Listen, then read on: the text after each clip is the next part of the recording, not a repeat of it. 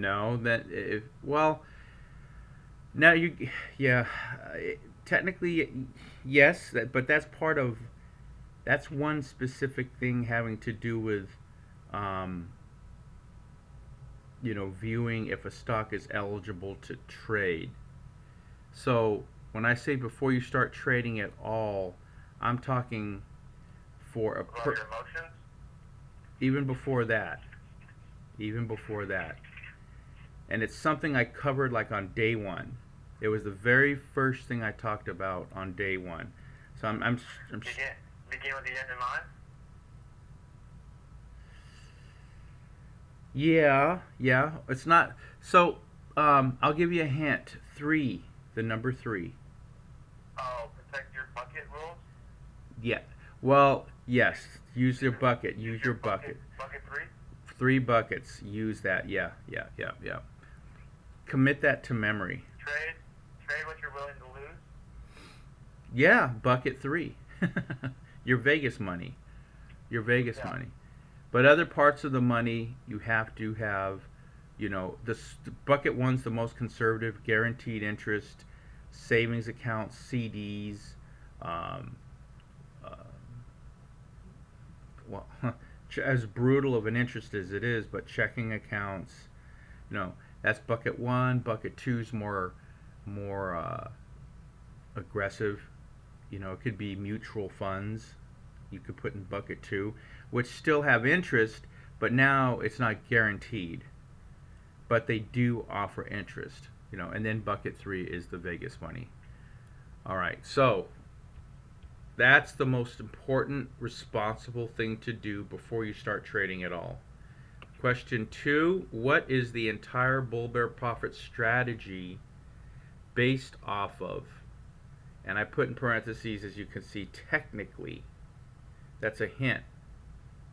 And that's important because that's the foundation of why the strategy works. It's the foundation of what you'll need to explain to people, you know, of Not taking a loss. is not taking a loss technical? And when I say technically, I mean stock graph wise. Technicals mean stock graph. That's another thing you should circle and write down. As understanding these definitions, technical always means stock graph. So technically, that's the entire bull bear strategy based off of making 1.5% and getting out.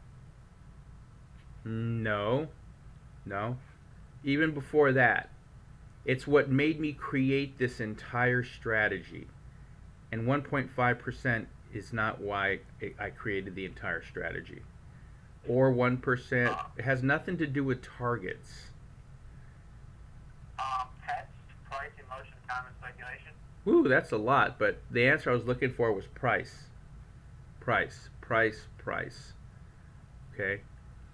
These questions are important because I always want you to keep in mind what we're doing, why we're doing it, how come it works. Because the more and more and more you review and go over and understand this stuff, the more confident you're going to be in taking trades when you actually have your money on the line. So, so the entire bull bear profit strategy is based off of price, not any indicator, not any target. Price is a number one. I why it works. Why I chose. That's the fundamental bottom line is price more than anything. That's important. Like I said, just it's very important to remember that. So we're going on to 11. What fantastic tool allows a trader to find profit points, commissions, profit and loss, stats on a trade? Your bull bear profit concept There you calculator. go. Perfect, perfect, perfect. That's the right answer. All right, number 12. What type of order must a trader use when entering a trade? Read it carefully. What type of order? Market order. Boom, nailed it. So, welcome to session 3, and we'll get started here. So, the purpose of session 3 is to understand the most critical parts of trading to keep the profits you learned to make in session 2. Okay? That's the whole purpose. Very, very important. Very important. A little review is in session 1. That idea was getting you familiar with what we're doing in a nutshell. Why we're doing what we're doing, it, why it works. Session 2 was the meat and potatoes. Session 2 was the nitty gritty of how to trade, bottom line, what to look for, how to trade, how to make your profits, how to execute a trade. So, session 3, they're all critically important. You can't have one without the other. I'm talking about session 1, session 2, session 3. So session 2, 100% will make you money. What I'm concerned about is keeping that money. And this is from, like I said, from many decades of trading, is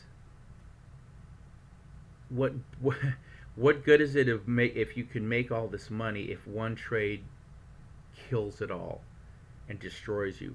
That's what session 3 is about. So we'll move on here.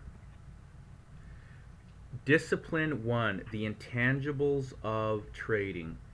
Pay attention to the details of whatever you're doing to avoid human errors. Discipline is mandatory. So pause and think about what you're doing when you decide to enter a trade, or even pick a stock, or use the right indicator, or read the right indicator. And I list some of those things here. Avoid the following human errors. And is my little picture up there in the upper right, without self-discipline, success is impossible. That's so true when it comes to stock trading.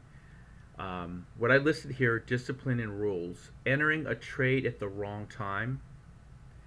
These are all listed human errors that I've personally experienced that have messed up a trade. Literally entering an incorrect trade, meaning maybe you enter the right ticker, but you may enter in a limit order, or you may enter in the wrong price. You don't enter in a market order like you're supposed to, and so I've had those problems. Forgetting to immediately enter the limit order after entering a trade. I've done that as well. And the problem with that is, if your limit order is hit immediately, who cares? Because you don't have a limit order entered, and your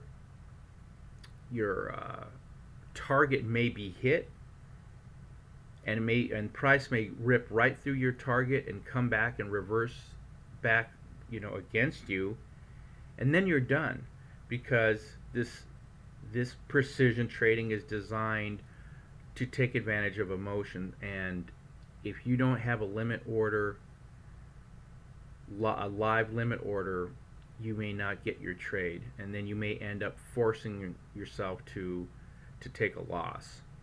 All right. Next one, not following the rules of each method.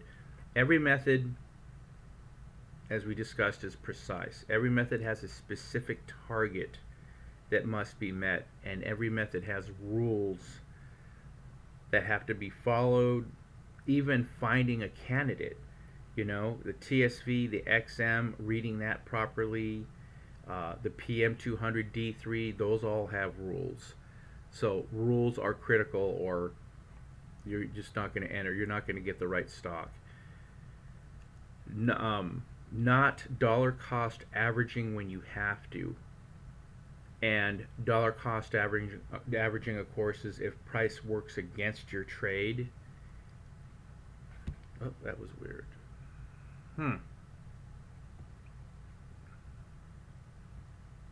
That was weird. Just kind of jumped on its own there.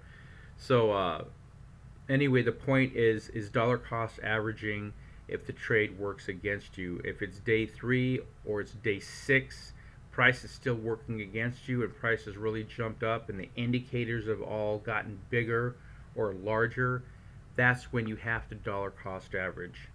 Is on that third day at 12:59 p.m. you got a dollar cost average.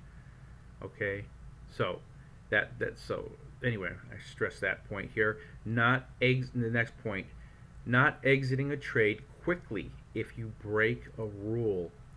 Avoid the harmful emotions of thinking you're right, hoping you're right, also known as speculation, that can end in a major loss of money and time, which are the killers of annual profits. So it's if you break a rule, depending on what that rule is, and then you're in the middle of a trade, just be smart. Um, Look what the situation is, and if dollar cost average, if the if you need a dollar cost average, then dollar cost average. If you didn't enter a limit order and the price, like I mentioned earlier, the price ripped through your price, your profit target, it ripped through it, and you didn't catch it. These are examples of, well, not exiting a trade quickly if you break a rule. Those are rules that are broken, and if you have to take a minor loss, then take a minor loss. That is, you know, it's the difference between maybe losing $100 or losing $2,000 or more. You know, it just depends on your situation. I've been through that as well. I've done that as well because ridiculous speculation came in, and I was kind of making things up in my head, thinking that the price is going to do this. That's called hope. That's ridiculous. Then you're completely not doing anything correctly, and it cost me. It ended up costing me. So, the next point: not reading the technical graphs correctly. Another human error. Convenient, it may look super good, but if, like I talked about earlier today, if a stock graph, if the rules are don't enter when a stock is jumping up in price or gapping in price, and you enter the trade anyway because you're not paying attention, you're more looking at the indicators, and the indicators look good, but you're not looking at the price, and the price may show that a stock has leaped up. Okay, and this is such an important point here. Let me I'm going to pause this because I want to illustrate this to you. So what I was referring to is this not following the rules, and if a stock, for example, here in yellow, for RSI/XM method, the dollar sign means price. Whenever in everything I ever train, whenever you see a dollar price, that means price. So for the RSI/XM method, price jumped too hard. Look at that. It collapsed. That's huge to me. That's screaming, don't get in the trade. Okay? Then it jumped again. So if it jumps too hard, do not trade. Do not trade. This is an screaming example here. Let me show you something here. So these squiggly lines down here, can you see, that I'm showing are dollar cost average points. So the very first line in the MACD blue line section, the very first little line here was my entry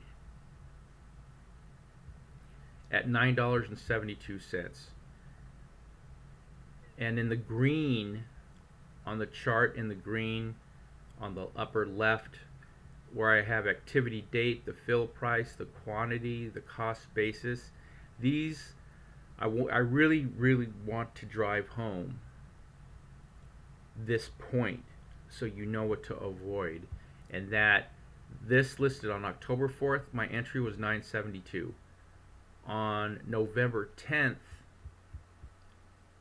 the entry was 787, which is dollar cost average 1. Then I had to do another dollar cost average on November 28th. Then I had to do another dollar cost average on November 21st. Okay, that right there was $12,000 that I tied up for over 2 months. Okay, that is everything anti-strategy of what we're trying to do. And the reason why, now this stock did eventually break even. It eventually broke even, okay? That's the good news. But the bad news is $12,000 was stuck for over 2 months. And I want to be in and out typically within a week or two. That's normal, okay? So, and it was all because of this price jump in the yellow. Once again, in the yellow note, the don't trade stocks when price jumps up, and that, or jumps down, either way, but just basically has a gigantic jump. Now, another thing here is this here, a gap. I'm going to make this really big. That is a gap or a jump. That's another huge thing to avoid. So, part of the rules right here. Do not trade stocks when price jumps higher than what is normal or average with the current trend, especially stocks that jump up with a gap. And that is this illustration here. Okay? This is what's normal. You see, you know what, you can look at absolutely any graph.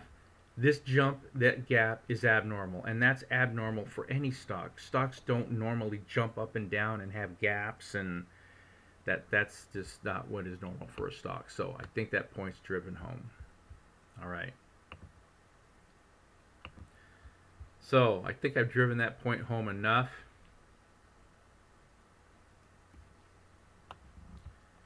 And this is the point, not reading the technical graphs correctly. So we're done with that point. On to the next one here. Taking a loss instead of breaking even because the trade plan, actually I should put, was not followed. Okay. Taking a loss instead of breaking even because the trade plan was not followed. Number one objective, avoid a loss. If that can't happen, then number two, of course, is to break even. And if you screw things up and you take a loss, because breaking even, taking a loss of instead of breaking even because the trade was not followed, the trade plan. And that, what I'm referring to, is the trade plan that you actually is on the stock chart. I'm going to take a break here again. This is what I'm referring to here. This is your trade plan on the stock graph.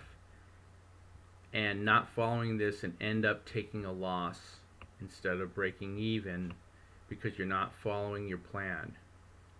Alright, those are human errors. I hope I've driven that point home as well.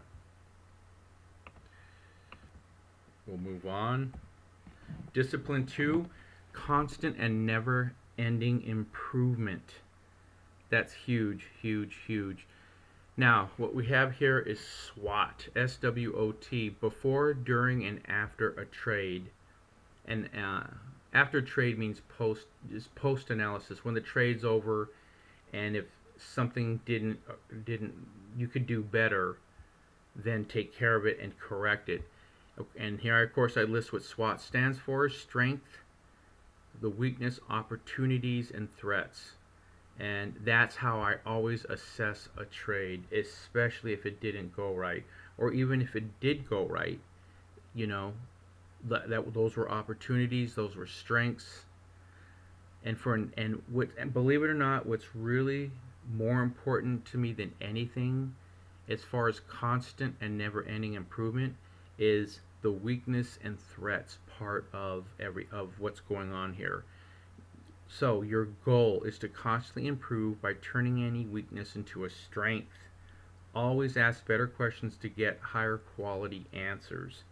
SWOT is one more discipline to stack the odds in your favor for timely profits. I routinely do this. and test new ideas, test new things, because ultimately I just want a higher percentage, a higher probability that the trade is going to hit your profit as soon as possible. Discipline 3, stick to your trade plan. And remember objective 1, avoid losses. So even with a great trade plan, human errors, they'll occur. It doesn't matter. You're a human and we make mistakes. Depending on the situation, be smart and use the right tools or the right psychology or your own list of what to do when a mistake occurs. Okay, just kind of as a reminder. A checklist, what it comes down to. Remember to put the trade plan on the trade graph to always know what to do, which I just showed you a couple minutes ago. Again, put the trade plan on the trade graph so whatever stocks you currently own, you could. Alright, so discipline 4, don't be stressed. This should be an enjoyable process, okay? Eliminate stress by understanding the big picture and why the strategy works, which is human nature. Human nature repeats itself. Use shareholder emotion or momentum at critical points to profit. So, in looking at this graph here, we start out in the green on the left, in the green where it says optimism, enthusiasm, exhilaration. People are super, super excited, okay? Where we come in is euphoria. That is a reversal, okay? When it says bull market ends, this graph is actually more referring to the like probably an index, like the S&P 500, the NASDAQ, the Dow. Those are all what they call benchmark indicators. And that's what this graph is referring to. But from my point is, it's illustrating the different emotions that people go through. So when prices are booming and it's just a crazy, crazy bull market, what emotions they do is they go through optimism, exhilaration, all this. And when it gets down and the market's coming down, here, let me get my little laser pointer here. So optimism, enthusiasm, exhilaration, euphoria, and then when the price starts coming down, unease, denial, and they're still holding onto a graph going, it's got to come back up. Pessimism and panic, and that's when people get out. Okay, my whole thing is we absolutely we enjoy this emotion right here, and our indicators tell us right when this starts to happen. And that's when we short the market.